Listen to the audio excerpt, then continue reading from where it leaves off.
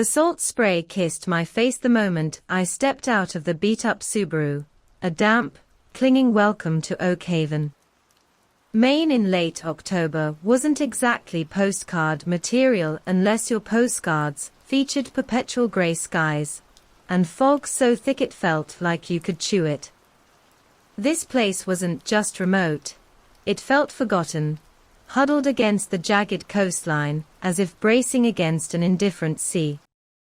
Perfect. Isolation was exactly what I'd driven 12 hours to find, the kind of profound quiet needed to finally wrestle the ending of my novel into submission. The Lighthouse keeper's cottage wasn't advertised on any rental site. I'd found it through a cryptic classified ad in an old maritime gazette, listed simply as Solitude Seeker's Rest. Enquire Oakhaven General. The price was suspiciously low, and the inquiry involved a terse phone call with a man named Silas, who sounded like he gargled gravel. The cottage itself sat perched precariously close to the cliff edge, shadowed by the brooding, skeletal frame of the decommissioned Oakhaven light. It was smaller than the pictures suggested, damp settling into the very bones of the place, smelling faintly of mildew and brine. But the view, even shrouded in mist, was undeniably dramatic, a churning expanse of grey water meeting darker grey rock. Molly, my anxiety-ridden border collie mix, whined softly beside me, her ears flat against her head. She clearly wasn't a fan of the ambience, or perhaps, just the lingering scent of fish from the nearby harbor. "Come on, girl," I murmured, hauling my suitcase up the 3 rickety steps. "It's just us and the sea birds. Think of the peace and quiet." The first few days settled into a rhythm.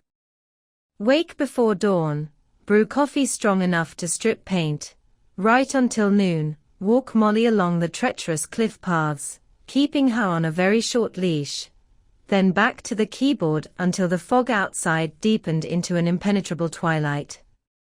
The quiet was absolute, broken only by the cry of gulls and the relentless rhythm of the waves crashing against the rocks below. It was exactly what I'd wanted, yet an undercurrent of unease, faint but persistent, hummed beneath the silence. The town itself was less than welcoming. Brief trips to Silas's general store for supplies were met with curt nods and averted gazes. They weren't hostile, exactly, just wary. As if my presence, an outsider daring to occupy the keeper's cottage, was a disturbance they'd rather ignore. The storm rolled in on the 4th night. Not with a sudden crash, but a slow, menacing build. The wind began to moan around the eaves of the cottage, rattling the old window panes. The waves below intensified, their roar becoming a constant, guttural presence. Molly, predictably, retreated under the small writing desk, shivering. I stoked the small wood-burning stove, the flickering light casting dancing shadows on the walls, and tried to focus on my manuscript. That's when I first heard it. Faintly at first, woven into the howl of the wind, a melody. It was low, mournful, almost like a distorted lullaby sung by a voice that wasn't quite human. It seemed to come from the direction of the sea, rising and falling with the gusts of wind. Beautiful, in a deeply unsettling way. Molly let out a long, low whine, her body trembling under the desk. I went to the window, wiping condensation from the cold glass, but saw nothing but the swirling grey chaos of the storm-lashed fog. The sound faded as quickly as it had appeared, leaving only the wind and the waves. I dismissed it as a trick of the storm, the wind whistling through the rocks perhaps, or the groaning structure of the old lighthouse nearby. The next morning, the fog hadn't lifted, if anything, it was thicker, pressing against the windows like a shroud. The storm had passed, leaving behind a dripping, unnerving stillness. During my supply run, I tried to casually ask Silas about strange sounds during storms. The old man paused his meticulous polishing of the counter, his eyes narrowing slightly. "Sea sounds," he grunted, turning away. "Wind plays tricks out here. Best ignore em." Another customer, a fisherman mending a net near the door, spat onto the floorboards, but said nothing, pointedly refusing to meet my eye. The message was clear: don't ask. Back in the cottage, sorting through a damp box of forgotten belongings left in a closet, I found an old logbook. Leather-bound and water-stained, its pages filled with the spidery script of a previous keeper. Most entries were mundane weather observations, supply levels, maintenance notes. But interspersed were more cryptic passages. October 12, 1934. Storm raging. Heard the singing again. Stronger this time. Lit the lamp, though it serves no purpose now. Seems to keep it at bay. Another entry, November 3, 1934. Fog thick as wool. The light flickered last night. Impossible. Power's been cut for years. Must be seeing things. The whispers are getting worse. The lamp? I glanced towards the lighthouse. Silas had told me it was decommissioned in the late 20s, gutted of its mechanism. No power lines ran to it. It was just an empty shell. That night, the fog remained a silent, blanketing presence. The sea was calmer, a low, rhythmic sigh against the cliffs. I tried to work, but the keeper's words echoed in my mind. Around midnight, the melody returned. Louder this time, clearer. The same haunting, inhuman lullaby. But now, woven within the notes, barely audible but undeniably there, was a whisper. My name. Sarah. Sarah. It wasn't just in the wind, it felt like it was inside my head, pulling at me. Molly began to bark frantically, scratching at the door, a desperate, high-pitched sound I'd never heard from her before. A growing dread warred with an inexplicable curiosity. Don't look out of your windows after dark, read one of the bizarre, unwritten rules of Oakhaven I'd gleaned from the locals' behavior. But the sound, the whisper of my name, was magnetic. Against my better judgment, I was drawn to the window overlooking the lighthouse. My hand trembled as I wiped the condensation away. The fog was thick, but not impenetrable. And through the swirling grey, coming from the very top of the derelict lighthouse, from the lamp room I knew was dark and empty, a faint light pulsed. Soft, rhythmic, impossibly there. It pulsed in time with the haunting melody that now seemed to be pouring directly from that ghostly glow, calling my name out into the stormy, fog-bound night. Panic, cold and sharp, seized me. A light in a lighthouse dead for nearly a century. Impossible. Yet, it pulsed before my eyes, a spectral heartbeat in the fog, synchronized with that unearthly song calling my name. Molly scratched frantically at the door, her barks escalating into desperate yelps. Okay, girl, okay, I murmured, my voice trembling. I forced myself away from the window, pulling the thin curtains closed, though the faint, rhythmic glow still permeated the fabric. Best ignore em, Silas had said. Easy for him to say. Sleep was out of the question. I spent the rest of the night huddled by the wood stove, Molly pressed against my legs, both of us trembling. The melody continued, sometimes fading, sometimes swelling, always accompanied by that insidious whisper of my name. And the light, even with my eyes closed, I could sense its cold, rhythmic pulse against my eyelids. I tried reading the keeper's logbook again, searching for any further clues. October 25, 1934. The singing doesn't stop. It burrows in. Can hear it even when the wind dies.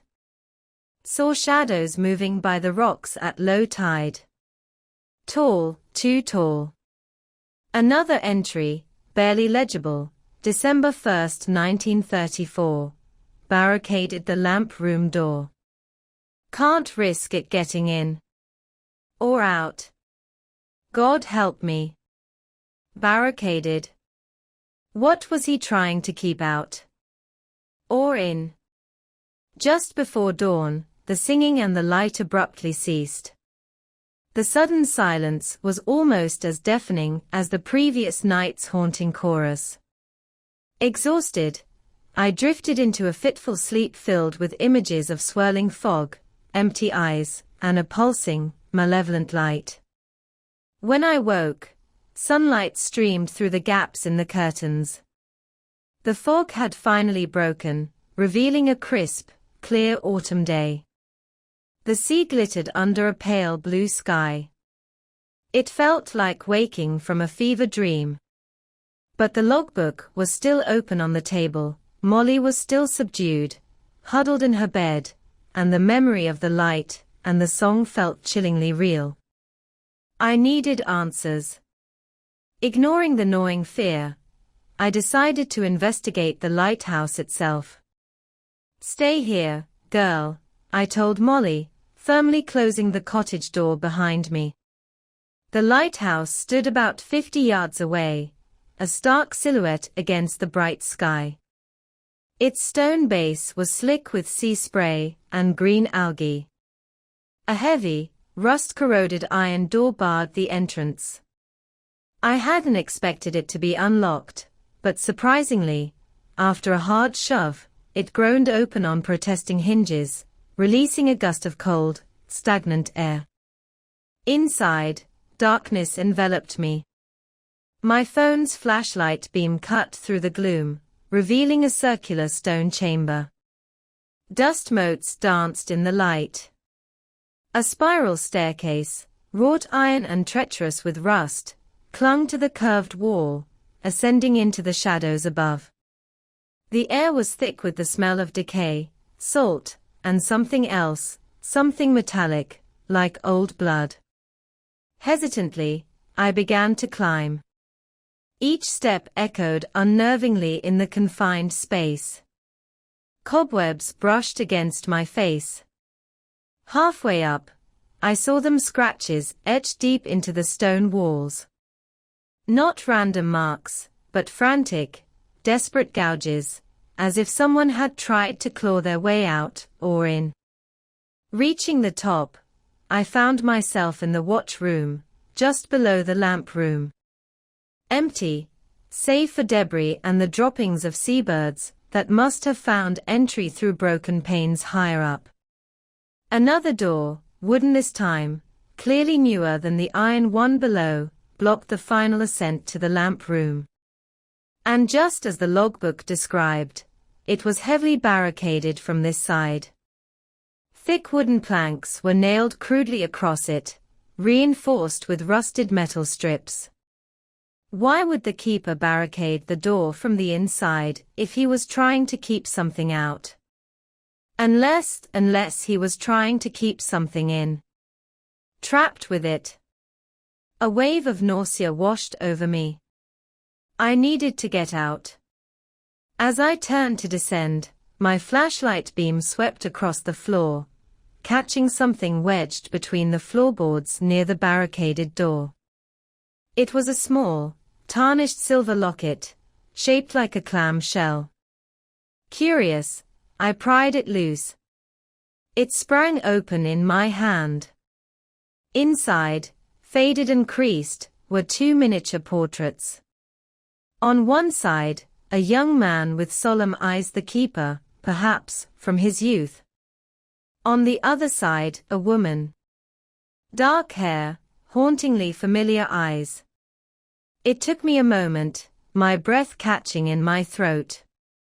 It was the spitting image of my mother, decades younger. My mind reeled. What was a picture of my mother doing in a locket, hidden in this derelict lighthouse, barricaded by a keeper who died 70 years ago? My mother had never mentioned Oakhaven, never spoken of anyone connected to this place. We'd lived hundreds of miles away. Shaken, I pocketed the locket and hurried down the spiraling stairs, bursting out into the bright sunlight, gasping for fresh air. The contrast between the lighthouse's oppressive interior and the clear day outside was jarring. As I stood catching my breath, my gaze fell upon the rocks at the base of the cliff below the lighthouse, exposed now at low tide. Dark shapes huddled amongst the seaweed and tide pools. The keeper's words flashed in my mind. Saw shadows moving by the rocks at low tide. Tall, too tall. My blood ran cold. They weren't shadows.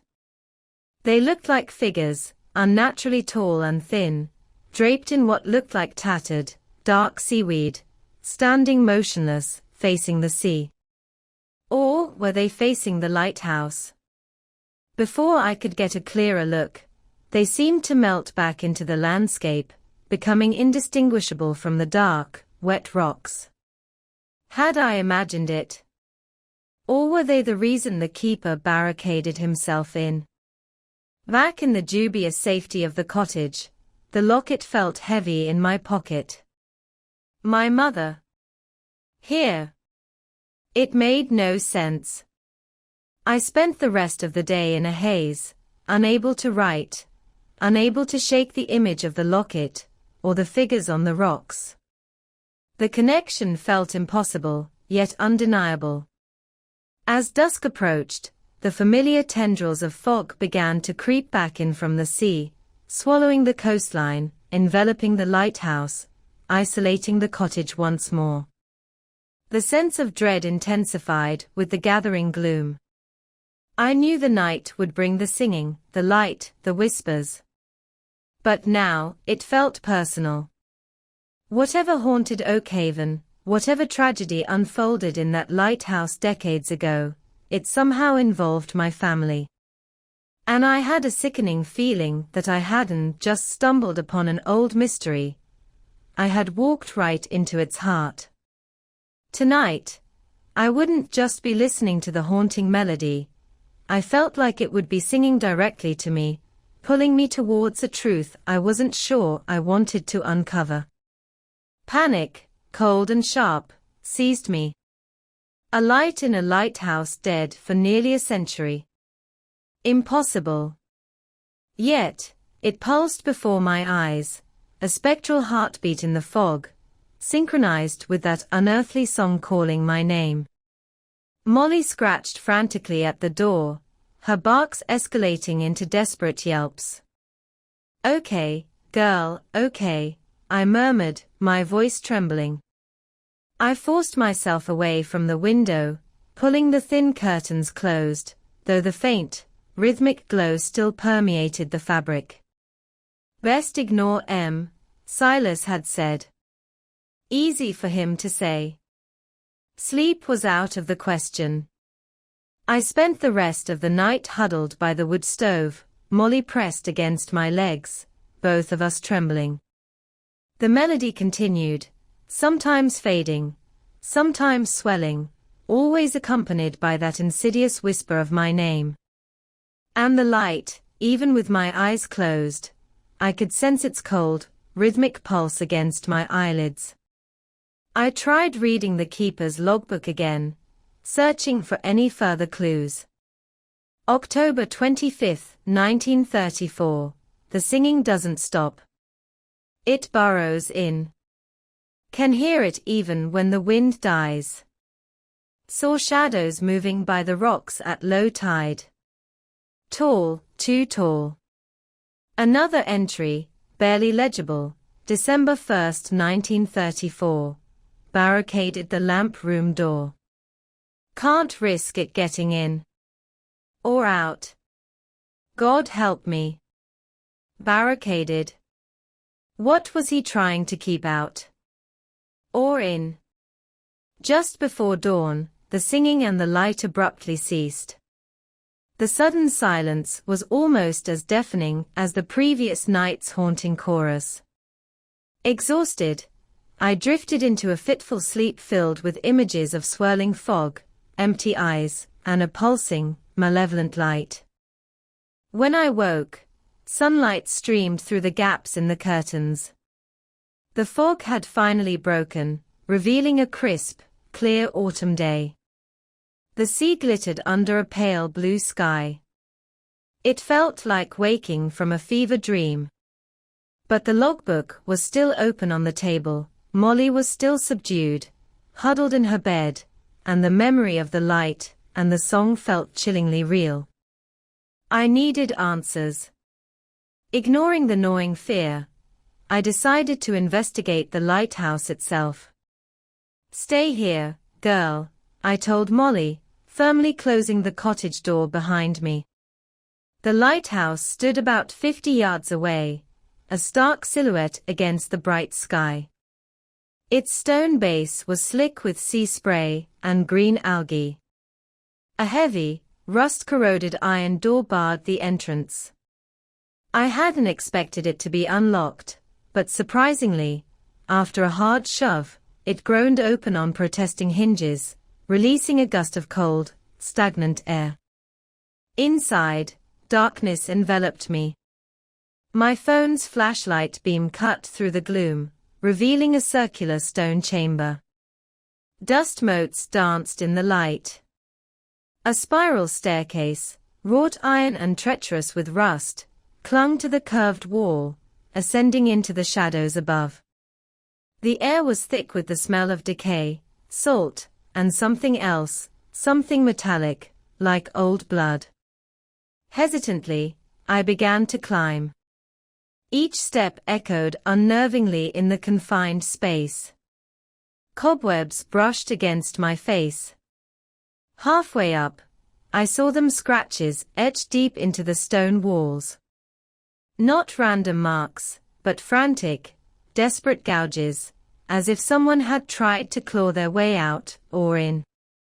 Reaching the top, I found myself in the watch room, just below the lamp room.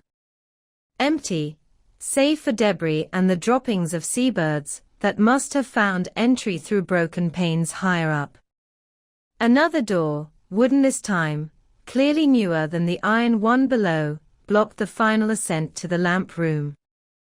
And just as the logbook described, it was heavily barricaded from this side.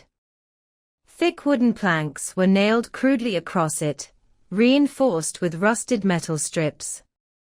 Why would the keeper barricade the door from the inside if he was trying to keep something out? Unless he was trying to keep something in.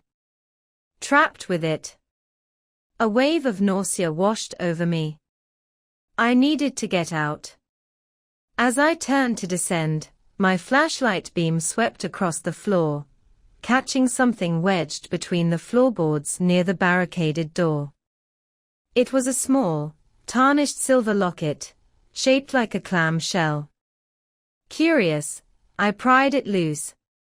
It sprang open in my hand. Inside, faded and creased, were two miniature portraits. On one side, a young man with solemn eyes, the keeper, perhaps, from his youth. On the other side, a woman. Dark hair, hauntingly familiar eyes. It took me a moment, my breath catching in my throat. It was the spitting image of my mother, decades younger. My mind reeled. What was a picture of my mother doing in a locket, hidden in this derelict lighthouse, barricaded by a keeper who died 70 years ago? My mother had never mentioned Oakhaven, never spoken of anyone connected to this place. We'd lived hundreds of miles away. Shaken, I pocketed the locket and hurried down the spiraling stairs, bursting out into the bright sunlight, gasping for fresh air. The contrast between the lighthouse's oppressive interior and the clear day outside was jarring. As I stood catching my breath, my gaze fell upon the rocks at the base of the cliff below the lighthouse, exposed now at low tide. Dark shapes huddled amongst the seaweed and tide pools. The keeper's words flashed in my mind. Saw shadows moving by the rocks at low tide. Tall, too tall. My blood ran cold. They weren't shadows. They looked like figures, unnaturally tall and thin, draped in what looked like tattered, dark seaweed, standing motionless, facing the sea. Or were they facing the lighthouse? Before I could get a clearer look, they seemed to melt back into the landscape, becoming indistinguishable from the dark, wet rocks. Had I imagined it? Or were they the reason the keeper barricaded himself in? Back in the dubious safety of the cottage, the locket felt heavy in my pocket. My mother. Here. It made no sense. I spent the rest of the day in a haze, unable to write, unable to shake the image of the locket, or the figures on the rocks. The connection felt impossible, yet undeniable. As dusk approached, the familiar tendrils of fog began to creep back in from the sea, swallowing the coastline, enveloping the lighthouse, isolating the cottage once more. The sense of dread intensified with the gathering gloom. I knew the night would bring the singing, the light, the whispers. But now, it felt personal. Whatever haunted Oakhaven, whatever tragedy unfolded in that lighthouse decades ago, it somehow involved my family. And I had a sickening feeling that I hadn't just stumbled upon an old mystery.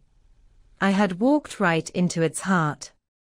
Tonight, I wouldn't just be listening to the haunting melody. I felt like it would be singing directly to me, pulling me towards a truth I wasn't sure I wanted to uncover. As darkness fully descended, the fog pressed in, thicker than ever, reducing visibility to mere feet. The world outside the cottage windows became an amorphous grey void.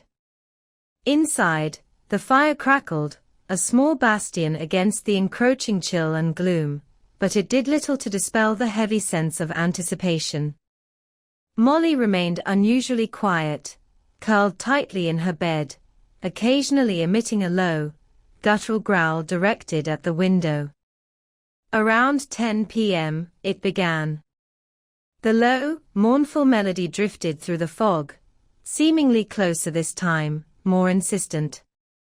The whispers intertwined with it, clearer now, less a suggestion and more distinct, sibilant calling. Sarah, come. Sarah. It wasn't just my name, it felt like a summons, a hook baited with dreadful familiarity. I resisted the urge to go to the window, remembering the pulsing light from the night before. Instead, I focused on the locket, turning it over and over in my hand.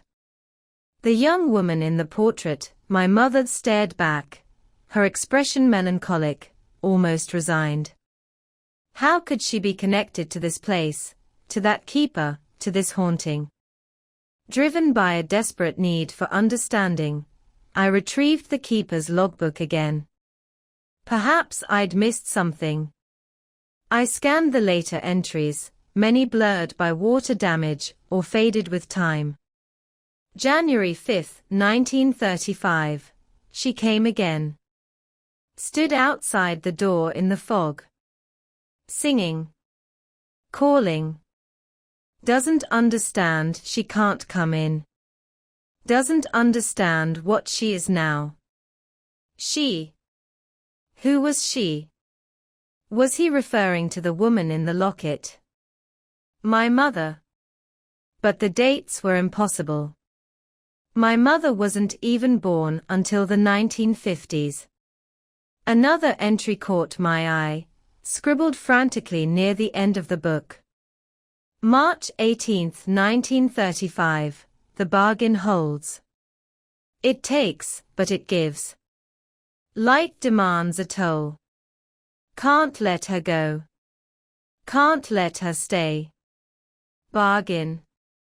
What bargain? And what did the light demand? The melody outside swelled, the whispers becoming almost conversational, weaving fragments of sentences I couldn't quite grasp. Waited so long, join us, the deep, forever. Suddenly, a loud thud echoed from the direction of the lighthouse. Molly sprang up, barking furiously, hackles raised. Silence followed, broken only by the incessant song and whispers. Then another thud, closer this time, as if something heavy had fallen just outside the cottage. My heart hammered against my ribs. Was something trying to get in? I grabbed the heavy iron poker from beside the stove, my knuckles white. The doorknob began to rattle violently. Molly lunged, snarling, throwing herself against the door. Whoever, or whatever, was outside was strong, shaking the sturdy wood in its frame. Go away. I yelled, my voice cracking with fear. The rattling stopped. The singing outside seemed to pause, holding its breath. Then, a soft, almost gentle scratching began at the door, near the bottom. Like fingernails, dragging slowly across the wood. Sarah, let me in, it's cold. The voice was thin, reedy, barely more than a breath against the door, but it sent a fresh wave of terror through me. It sounded like a child. Molly whined, backing away from the door now, tail tucked, ears flat. The scratching continued, accompanied by soft, pitiful sobbing. Please. I'm lost. Every instinct screamed trap, yet the sound was profoundly distressing. I stood frozen, poker raised, eyes fixed on the vibrating door. Could it be one of the tall figures from the rocks? Could they change shape? Or was this something else entirely? The scratching stopped again. A long silence stretched, punctuated only by my ragged breathing and Molly's low growls.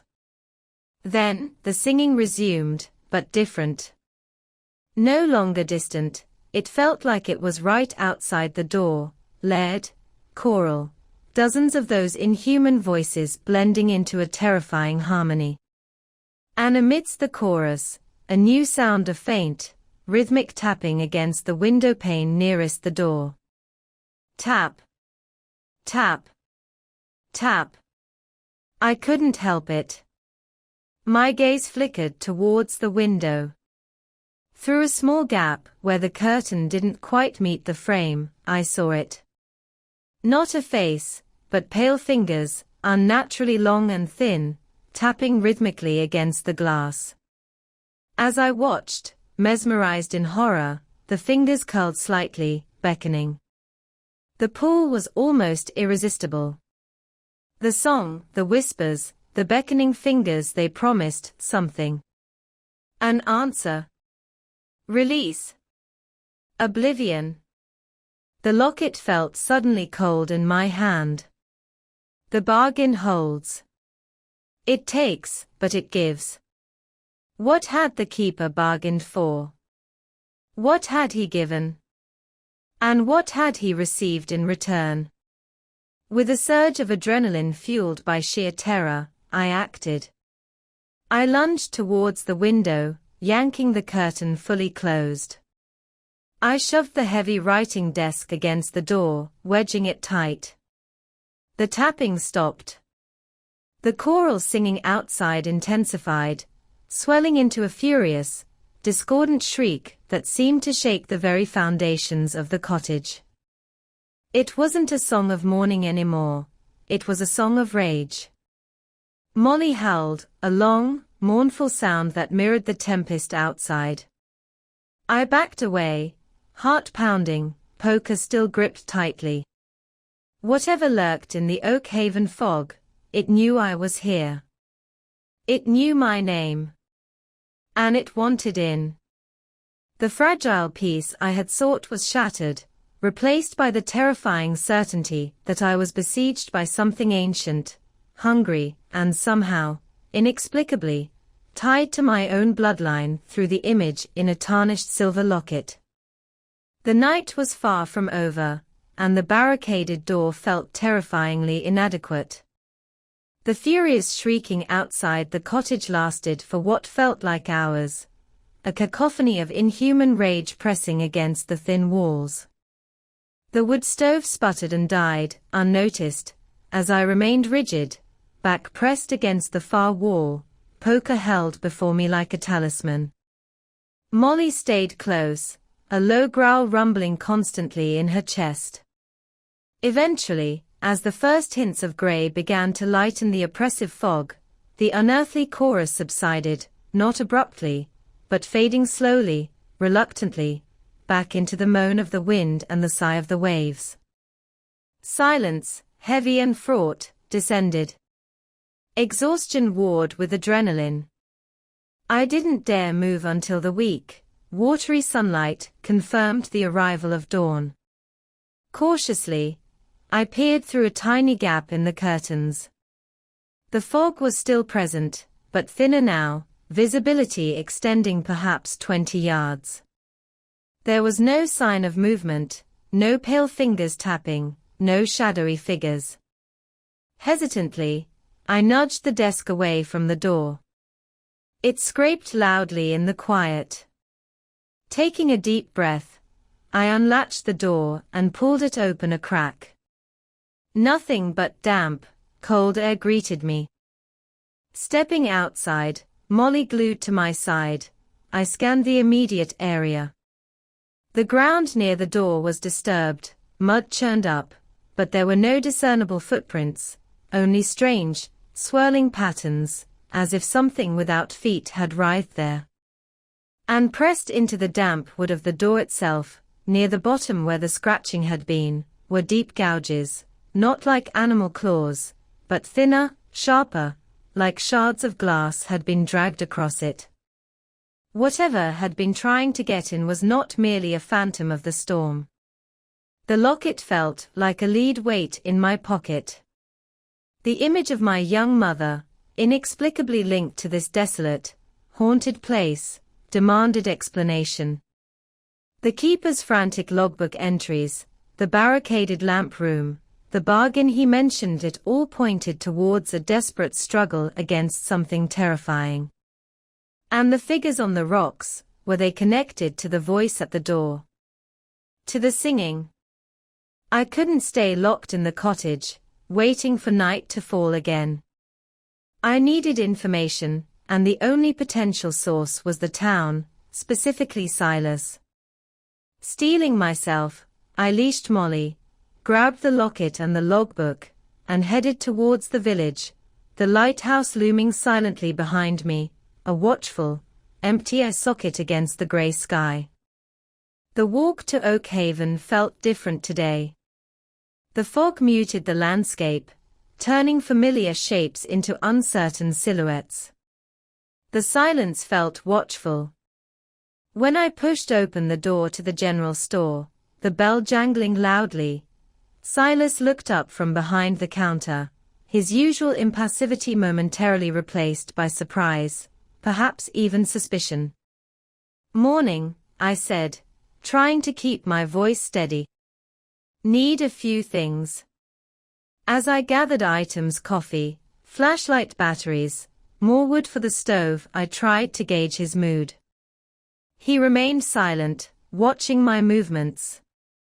Finally, at the counter, as he rang up my meager purchases, I took the plunge.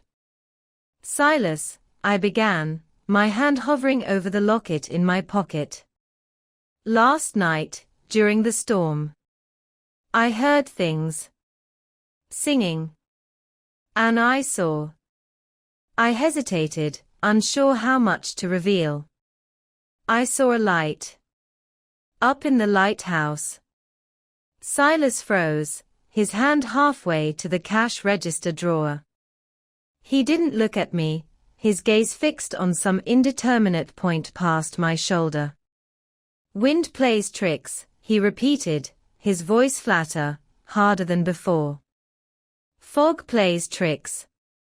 This wasn't the wind, I insisted, pulling the locket from my pocket and placing it flat on the counter. I found this. Up there.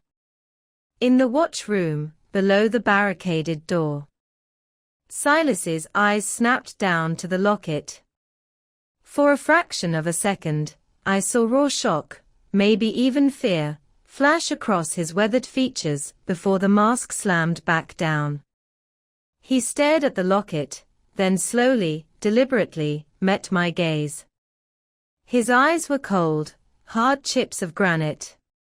Some things are best left buried, girl, he said, his voice low and gravelly. That cottage, that light, they got secrets best undisturbed. You're stirring things you don't understand. The woman in the locket, I pressed, tapping the tiny portrait. Who is she? What happened to her? What happened to the keeper? Silas snatched the locket, his rough fingers closing around it. Belonged to Keeper Blackwood.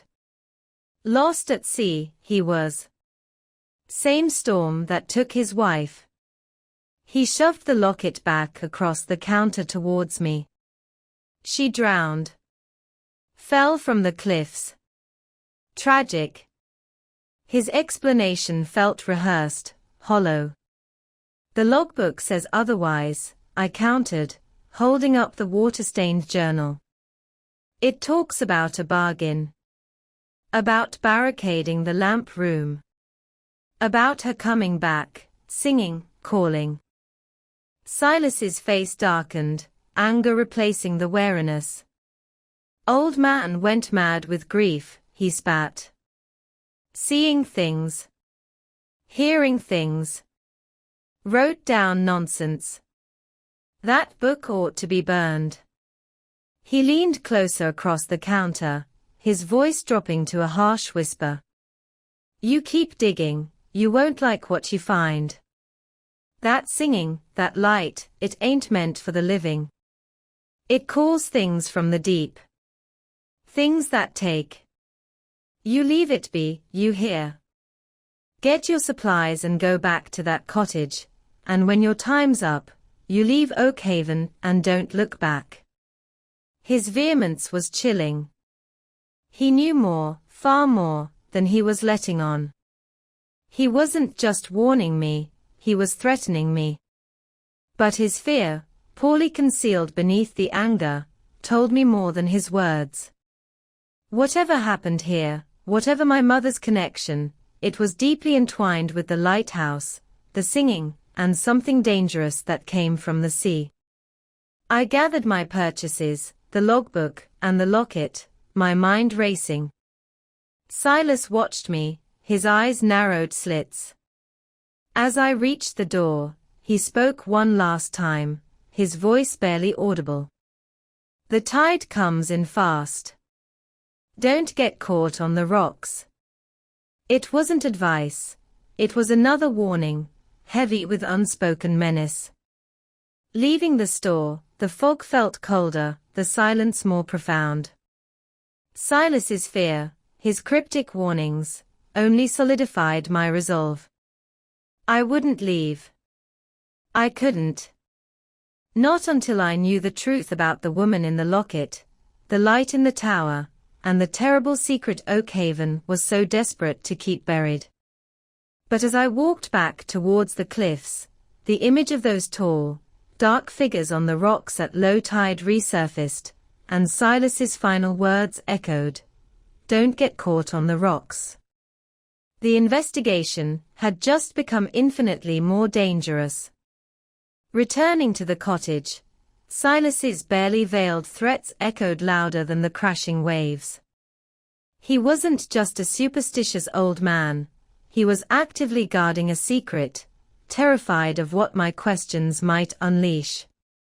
The locket felt unnaturally heavy in my hand, the serene face of my young mother a stark contrast to the grim reality of Oakhaven.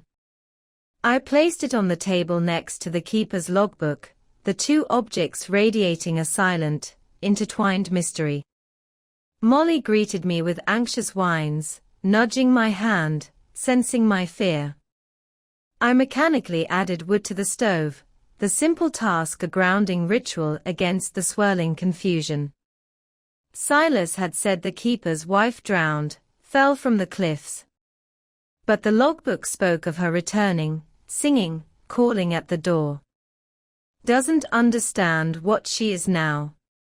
Was it possible the woman in the locket, the keeper's wife, my mother's double, hadn't simply drowned? I opened the logbook again, poring over the faded script, searching for any detail I might have overlooked. November 15, 1934. Foghorn silent. Voice dragged under. Something stirs beneath. The deep claims its own, but sometimes it gives back. Gives back what? The entry trailed off into illegible smudges. I ran my fingers over the indentation, where the locket had been wedged near the barricaded door upstairs. Blackwood had hidden it there. Why? As the afternoon wore on, the tide began its slow retreat, exposing the jagged teeth of the rocks below the lighthouse. Saw shadows moving by the rocks at low tide. Don't get caught on the rocks. The warnings were explicit, almost dares. Despite the fear coiling in my gut, I knew I had to go down there. Those figures, they felt key to understanding what happened here. Finding a path down wasn't easy. Hidden behind a thicket of gorse bushes near the lighthouse base, almost invisible, was a series of crudely carved steps descending the cliff face.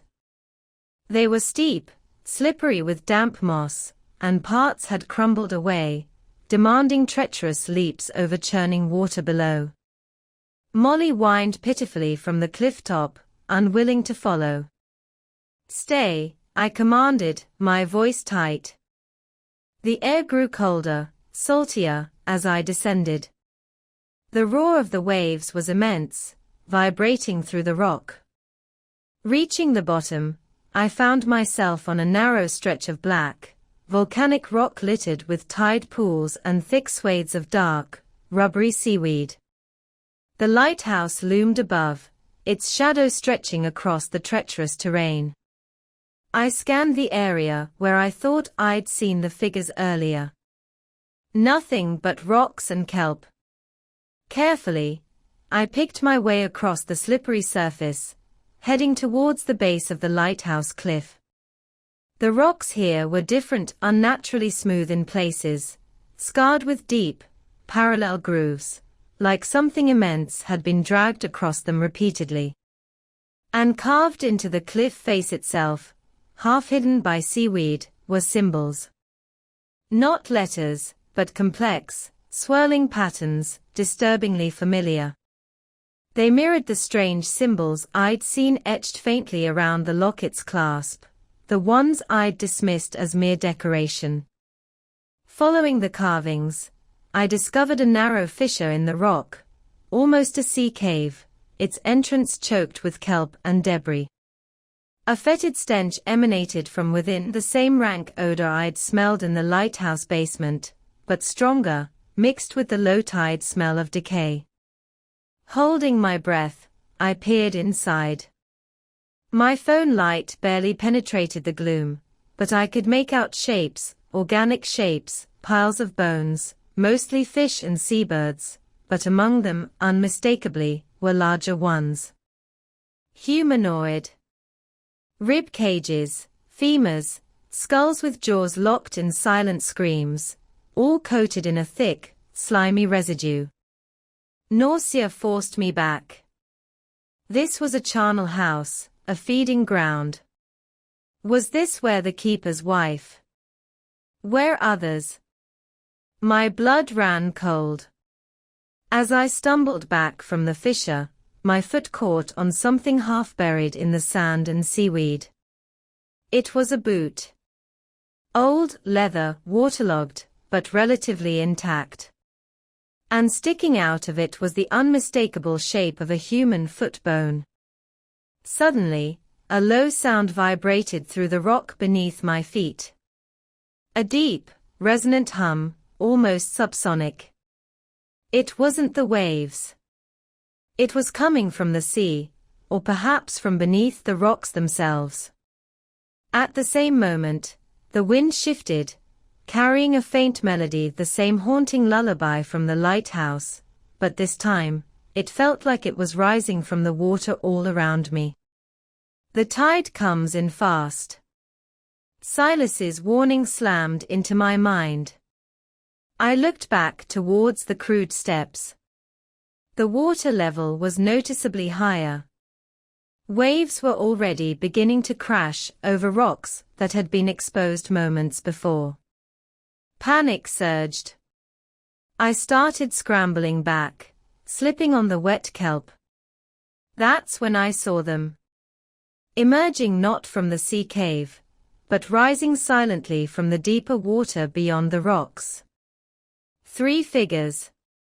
Impossibly tall, skeletal thin, draped in dripping black kelp that clung to them like burial shrouds. Their limbs were too long, their movements fluid and unnatural. They had no discernible faces, just smooth, pale ovals where features should have been, like worn sea-smooth skulls. They moved through the surging water with effortless grace, gliding towards the shore, towards me. The humming intensified, resonating in my bones. The singing swelled, joined by more voices, a whole chorus rising from the waves, pulling at my senses, trying to lull me into stillness. But the sight of those faceless figures, their silent, focused advance, broke the spell. I turned and ran, stumbling, falling, cutting my hands on the sharp rocks, driven by pure terror. The steps seemed miles away. The water was already swirling around my ankles, cold and strong, tugging at me. Behind me, I could hear splashing, closer now. I didn't dare look back. Reaching the steps, I clawed my way up, heedless of the crumbling rock. The humming vibrated through the cliff itself. Looking down, I saw them at the base, water surging around their knees. They paused, their smooth heads tilted upwards, watching me. They made no move to climb, but simply stood there as the tide rose, the melody swelling around them, a promise and a threat. I scrambled the last few feet onto the cliff top, collapsing onto the damp grass, gasping for breath, my body shaking uncontrollably. Molly rushed to me, whining and licking my face. Below, the rocks were rapidly disappearing beneath the churning grey water. The figures were gone, submerged, or perhaps simply retreated. But I knew they were still there, waiting in the deep. They weren't just shadows or tricks of the light. They were real, they were ancient, and they were tied to the lighthouse, the singing, and the terrifying bargain Keeper Blackwood had made. And somehow, horrifyingly, they were tied to me. The safety of the cottage felt 1,000,000 miles away. Back inside the relative safety of the cottage, I slammed the door shut and bolted it, leaning against the wood, trying to catch my breath. My clothes were soaked, my hands raw from the climb, and the image of those faceless figures standing impassively in the rising tide was seared into my mind. Molly whined, pressing against my legs, seeking comfort I wasn't sure I could give. They hadn't pursued me up the cliff, but their presence felt like a tightening noose around the lighthouse and the cottage. My hands wouldn't stop shaking. I forced myself to move, stripping off my wet outer layers, toweling dry, and putting on fresh clothes. Adrenaline still coursed through me, sharp and metallic. I brewed coffee, needing the warmth and the jolt. As the kettle whistled, I laid the locket and the logbook side by side on the rough wooden table. The carvings, the swirling patterns on the cliff face matched the intricate etching around the edge of the locket perfectly. It wasn't a coincidence. This locket didn't just belong to Keeper Blackwood. It belonged here, intrinsically linked to this place, to whatever ritual or entity resided within those rocks. I opened the locket again, staring at the woman's face. My mother's face. Was it my mother? The resemblance was uncanny, but the timeline was impossible. Could it be a grandmother? An ancestor I never knew? Why had my mother never mentioned having family from coastal Maine?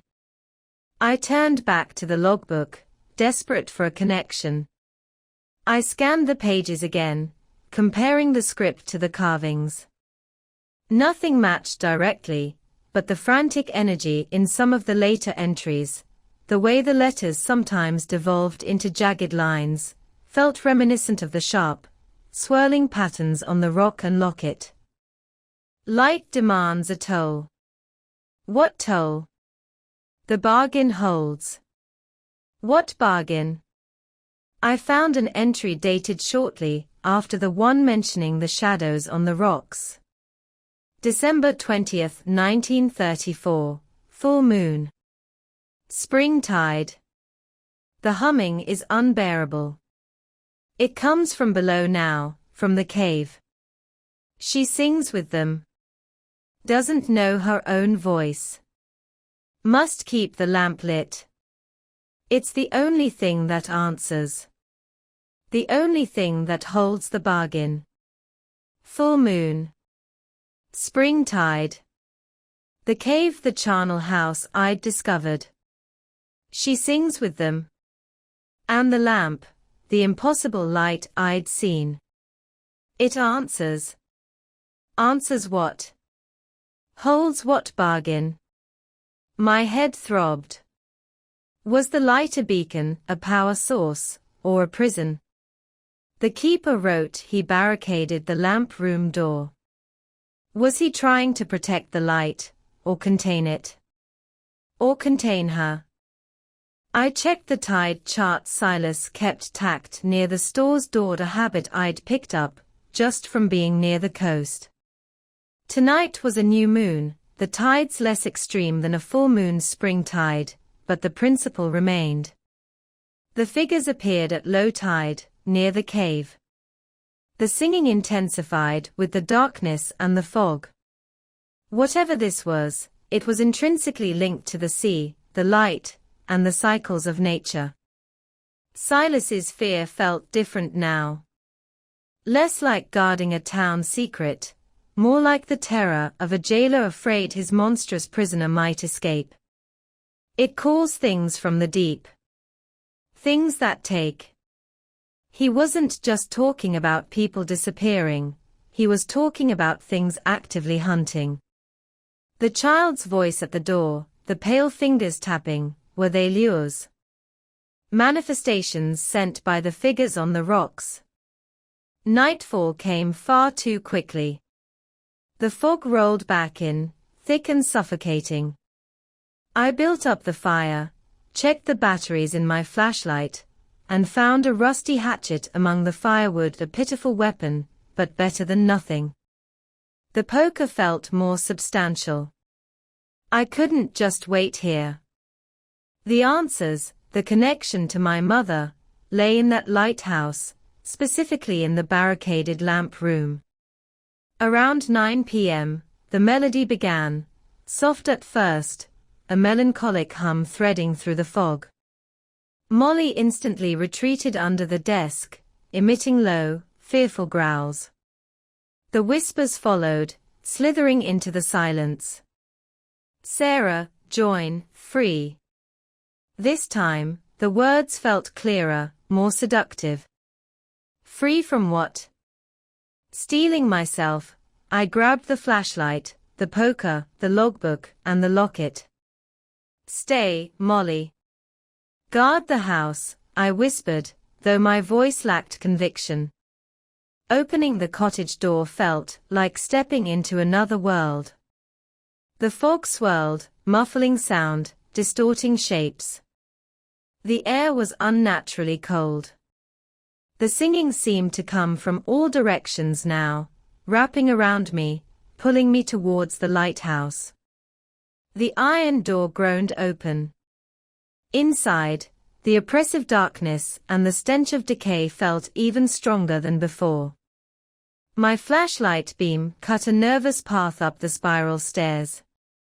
The frantic scratches on the wall seemed deeper, fresher, gleaming wetly in the light. My heart pounded with each echoing step. Reaching the watch room, I shone the light on the barricaded door. Planks, metal strips, heavy nails. Blackwood had been desperate. Must keep the lamp lit. It's the only thing that answers. If the light held the bargain, what happened if it went out?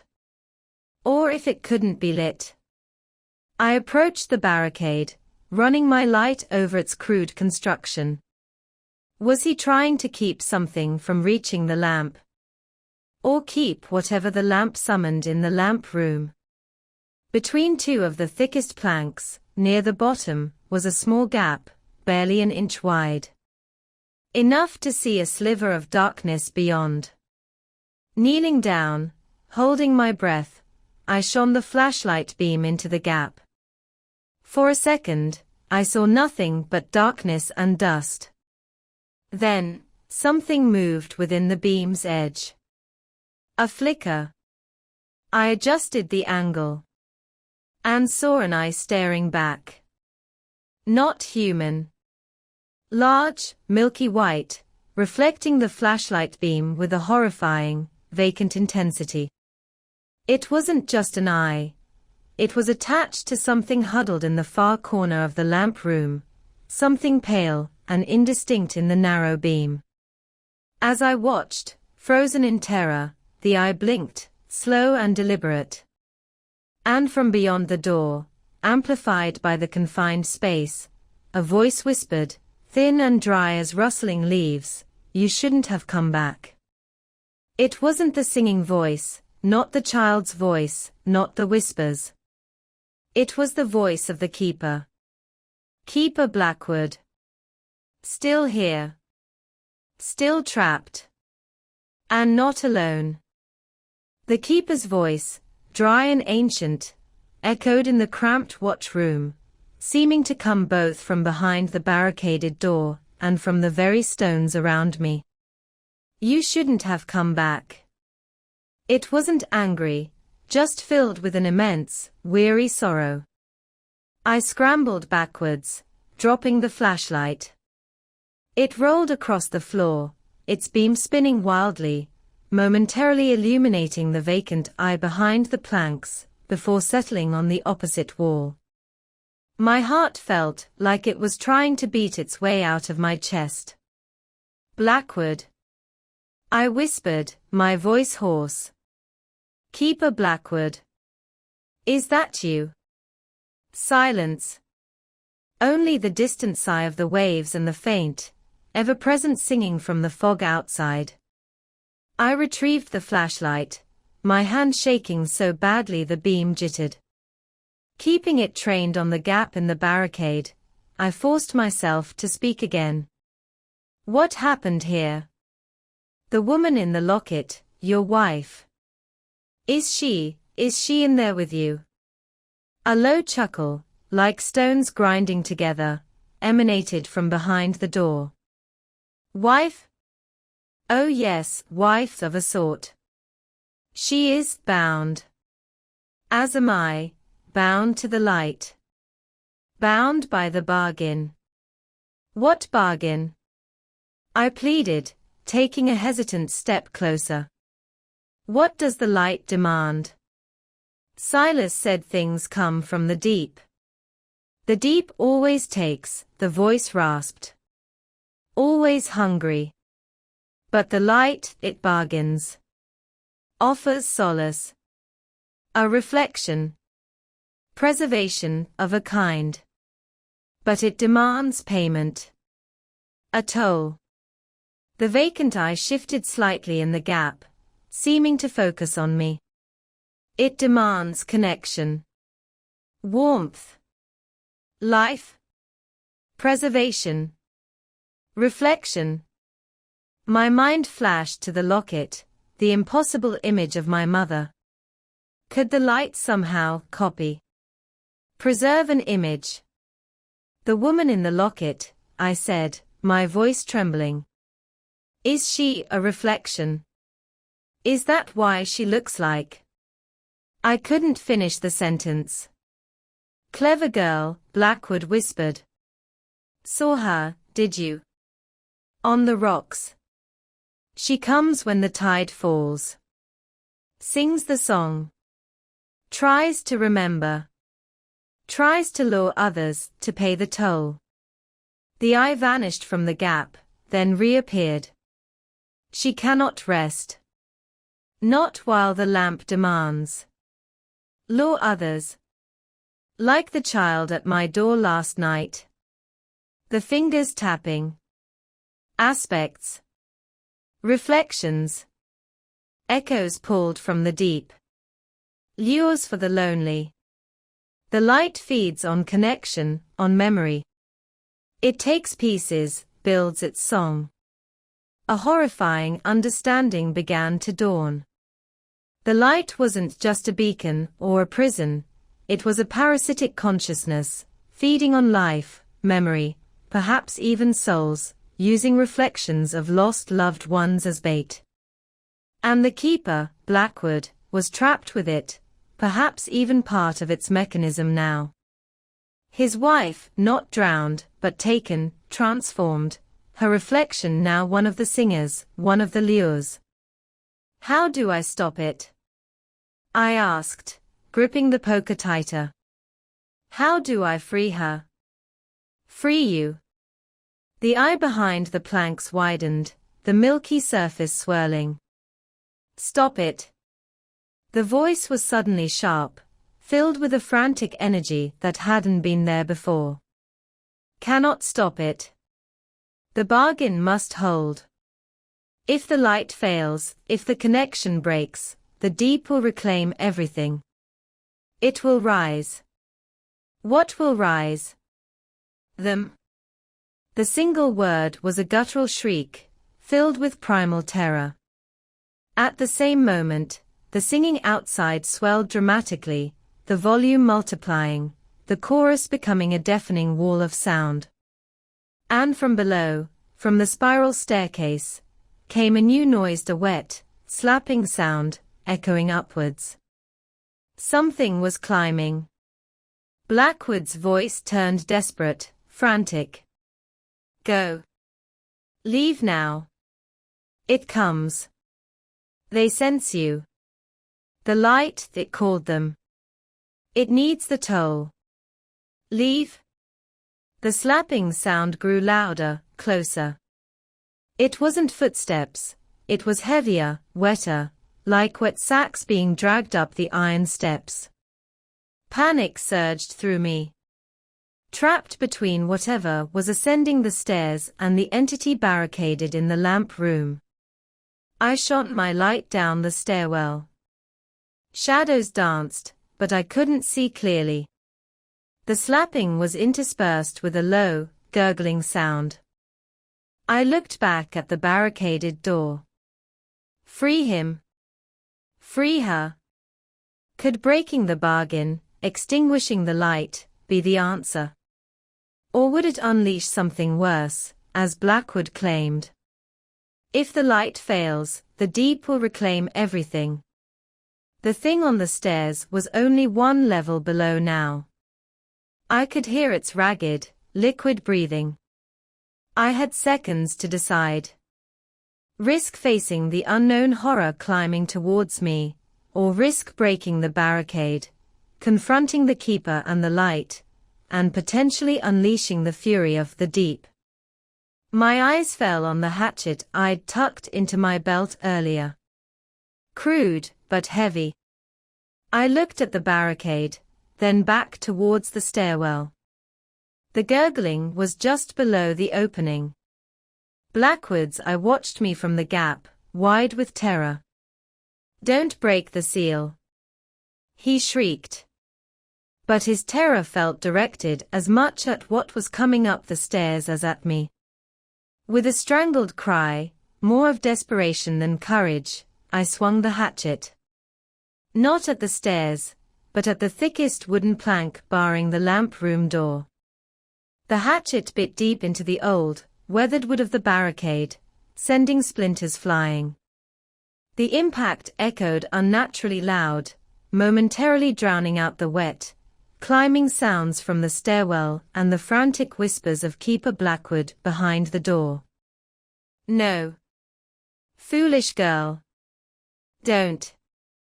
I swung again, adrenaline surging, ignoring the keeper's pleas. The thick plank groaned, splitting further. Outside, the fog-bound singing seemed to falter, momentarily discordant, as if reacting to the violence against the door. The slapping sounds on the stairs were terrifyingly close now, right at the threshold of the watch room. I risked a glance. A shape oozed through the stairwell opening. Not climbing, but flowing upwards. It was vaguely humanoid, but grotesquely swollen, its flesh the color of bruised plums, slick with seawater and thick, black ichor. Multiple limbs, too many joints, flailed spasmodically. It had no discernible head, just a gaping maw filled with rows of needle-sharp teeth, pulsing open and shut, emitting that awful gurgling sound. The stench hit me: decay, brine, and something sickeningly sweet. It paused, sensing me, the maw turning blindly in my direction. There was no time. With a final, desperate heave, I brought the hatchet down again. The main plank shattered, falling inwards. I kicked frantically at the remaining boards, splintered wood flying, until a gap large enough to squeeze through appeared. "Stop her!" Blackwood shrieked from within. Ignoring him, ignoring the creature now pulling its bloated form fully into the watchroom behind me, I scrambled through the opening and into the lamp room, landing hard on the dusty floor inside. I spun around, grabbing frantically for the fallen planks, anything to block the entrance again, but it was too late. The creature from the stairs was already squeezing its horrifying bulk towards the opening I'd just made. I backed away, heart seizing, and took in the lamp room. It was surprisingly small, circular, encased in the thick glass panels of the lantern gallery, though most were cracked or covered in grime and salt spray. In the center, where the great lens and lamp mechanism should have been, stood something else entirely. It wasn't a lamp, but a pillar of swirling, opalescent light, maybe 10 feet tall, pulsing softly. It was the source of the glow I'd seen, the impossible light. It hummed with a low, resonant energy, the same vibration I'd felt on the rocks. It was beautiful and utterly terrifying. And huddled in the corner, chained to the wall by a heavy, rusted manacle around his ankle, was the emaciated figure of Keeper Blackwood. Not a ghost, but flesh and blood, though barely. His eyes, one milky white, the other dark and darting, fixed on me with terror.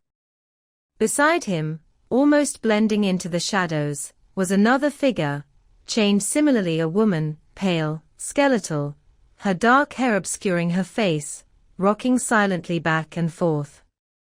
The source of the whisper, perhaps.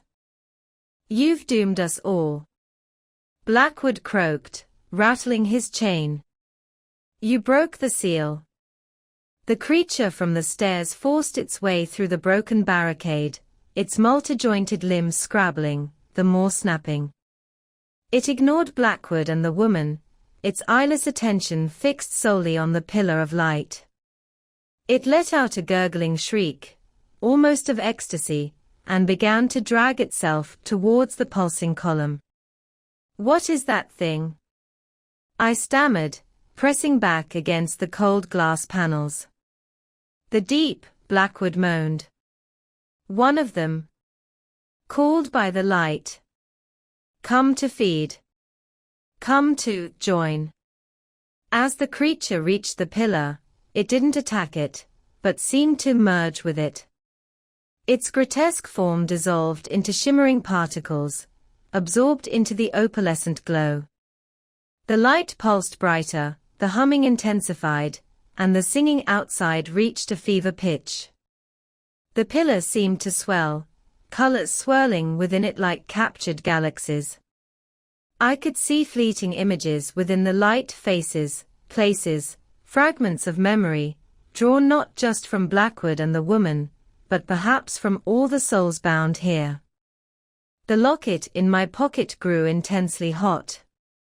Then, from within the light, a new form began to coalesce. Taller, more defined than the creature from the stairs, but still fluid, shifting. It began to step out of the pillar. "The toll," Blackwood whimpered, shielding his face. "It needs the toll." The emerging figure turned its nascent head towards me. It had no features yet, just a swirling mask of light, but I felt its attention, cold and ancient. It needed life. It needed connection. It needed me. I looked frantically around. The poker lay where I'd dropped it near the entrance. The hatchet was still embedded in the remains of the barricade. Then my eyes fell on the chains binding Blackwood and the woman. And the locket, burning against my leg. The light demands connection. It takes pieces, builds its song. An idea sparked, desperate and insane. The locket contained a reflection, an echo. Could I offer that as the toll? The figure was almost fully formed now, stepping clear of the pillar, reaching a shimmering, indistinct hand towards me. Blackwood screamed. The woman rocked faster, emitting a high, thin wail. The creature, no, the entity glided closer. With trembling fingers, I fumbled the locket open. I held it out, not towards the entity, but towards the pillar of light itself. "You want connection?" I screamed over the roaring hum. "You want a reflection? Take this one." I threw the open locket directly into the heart of the swirling pillar. The moment the silver hit the light, the effect was explosive. A blinding flash, a deafening roar that dwarfed the creature's shriek. The pillar erupted outwards, energy lashing against the glass panels, cracking them further. The entity reeled back, its form flickering violently. The singing outside abruptly cut off, replaced by a chorus of confused, agonized wails from the fog. The light within the pillar churned, colors warring. I saw the image from the locket, my young mother, the keeper's wife, flash within the chaos, expanding, distorting, fighting against the swirling void. Blackwood and the woman collapsed against their chains, unconscious or worse. The entity shrieked, its form destabilizing, chunks of light sloughing off like melting ice. Then, the pillar began to collapse inwards, shrinking rapidly, the light dimming, the hum dropping in pitch to a guttural groan. The entity dissolved, pulled back into the imploding core. With a final, sickening crunch, the light winked out, plunging the lamp room into absolute darkness, save for the weak beam of my flashlight still lying on the floor. Silence crashed down, absolute and terrifying. The bargain was broken. The light was gone. And I had no idea what I had just unleashed. The sudden, absolute darkness was disorienting, pressing in on me after the pillar's violent demise. The silence that followed was even worse, a heavy, expectant void where the constant humming and singing had been.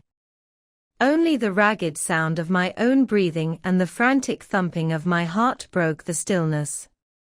Had it worked? Had I freed them?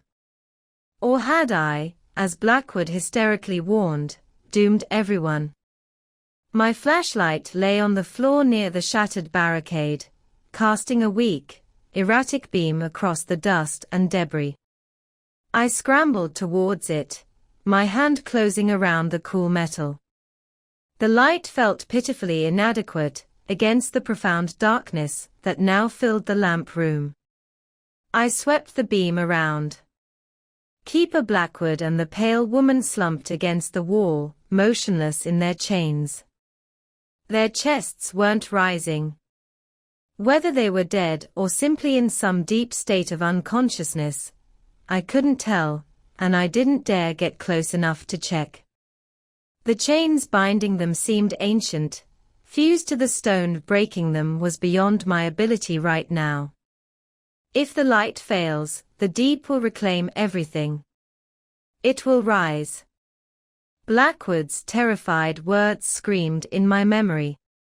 The pillar of light, the parasitic entity, had acted as some kind of lock, some form of containment forged by a desperate bargain decades ago.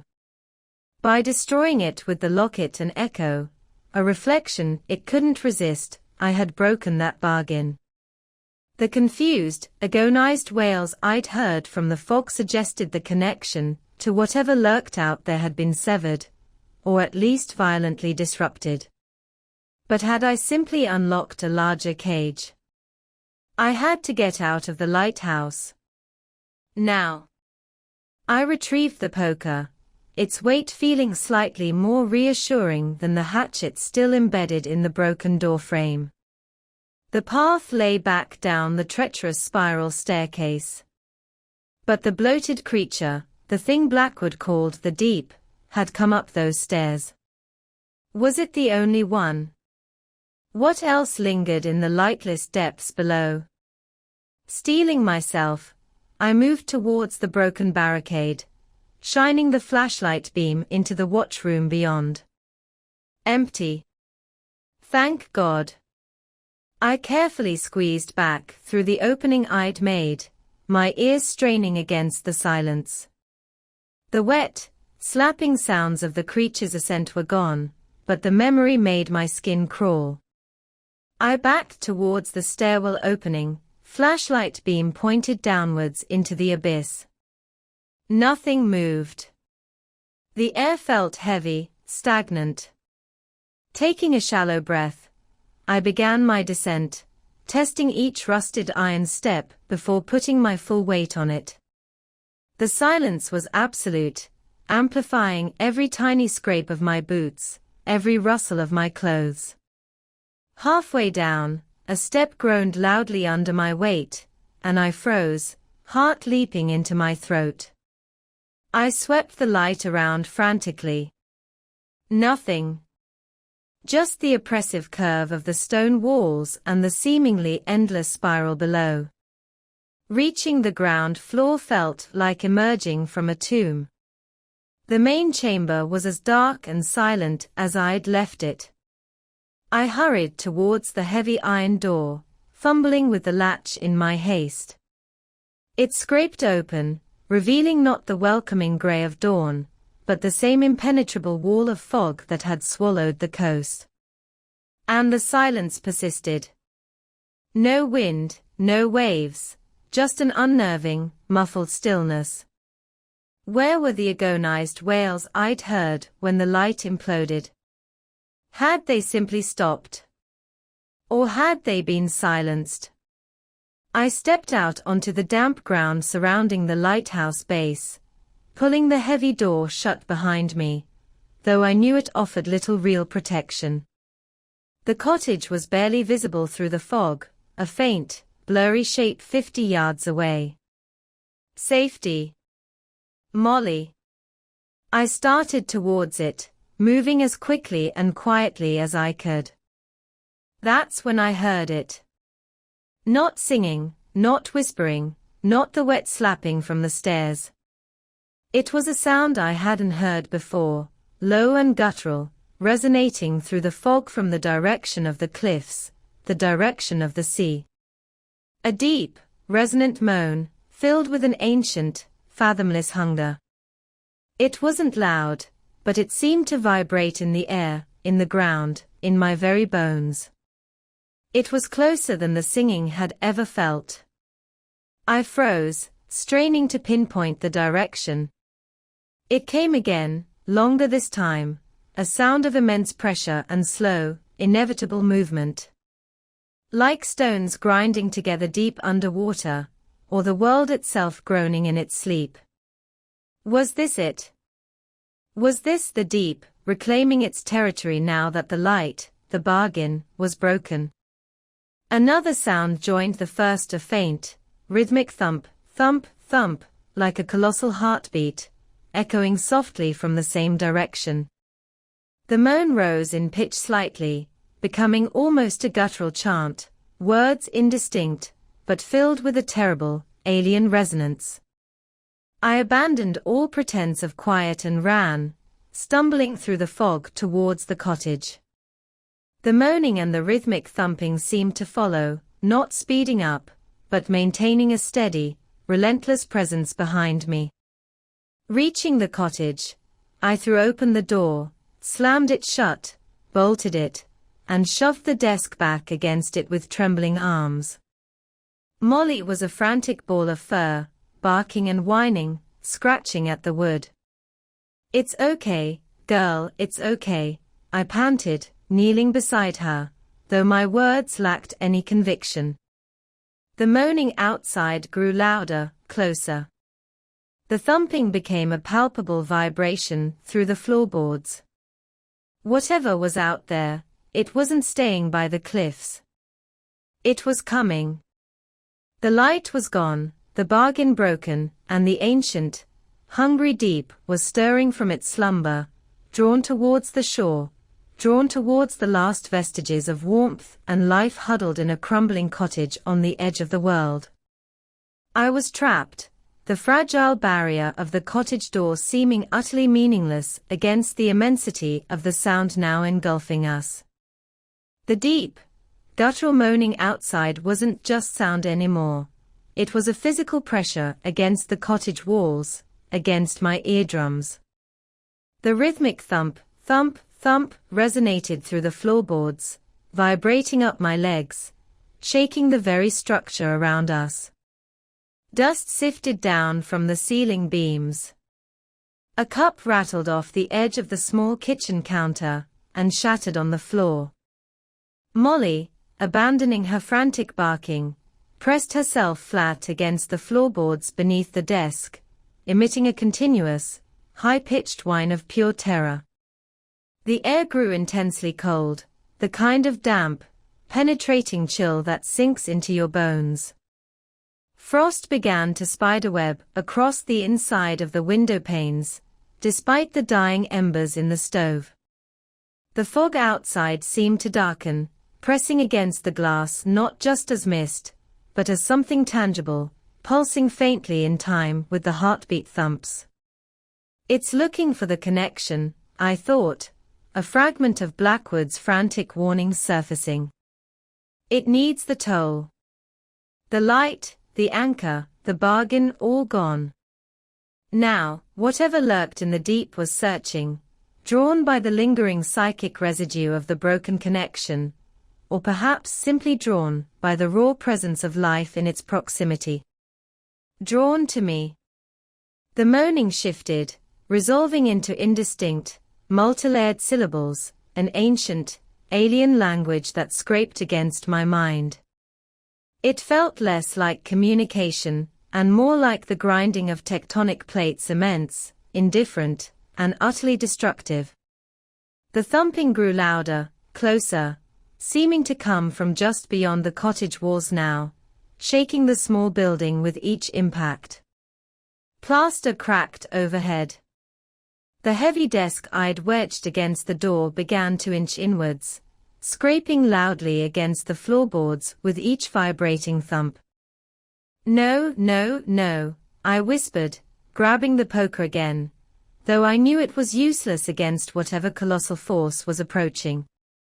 I scanned the small room frantically. Was there anywhere to hide? Any escape? The windows were fogged over and frosted, offering no view and no exit. The back door led only to the sheer cliff edge. Then, a new sound began. A wet, tearing sound, coming from the roof directly above the main room. Like thick canvas being ripped apart, followed by a slow, heavy scraping. Something was on the roof. Molly's whine escalated into terrified yelps. I backed away from the center of the room, pressing myself against the stone chimney breast, poker held defensively before me, eyes darting between the groaning door and the ceiling. More tearing sounds, punctuated by the rhythmic thumping that now seemed to be coming from both outside and above. A large chunk of plaster detached from the ceiling near the center of the room and crashed to the floor, revealing the dark, rough-hewn beams above. Water, dark and oily, began to drip steadily from the gap, splattering onto the floorboards. The stench hit me again: brine, decay, and that awful, sweet undertone, now mixed with the smell of wet, rotting wood. The scraping intensified. Then, with a splintering crack, one of the thick ceiling beams began to sag downwards, bowing under an immense weight. Dark ichor dripped faster, pooling on the floor. Through the widening gap, I saw movement, something pale and segmented, like a colossal, fleshy worm, pressing down, widening the breach. The desk against the door suddenly lurched inwards several inches, as a tremendous thump struck the door from outside, shaking the entire cottage. The wood splintered around the lock. The moaning surged, deafening, seeming to pour in through the very walls. Trapped. Something immense trying to break down the door, and something else tearing its way through the roof above. There was nowhere left to run, nowhere left to hide. The last vestiges of the broken bargain had evaporated, and the deep was here, rising to reclaim its due, starting with the terrified woman who had dared to extinguish its light. I squeezed my eyes shut, bracing for the inevitable, the chilling moans and the splintering with the final sounds I expected to hear.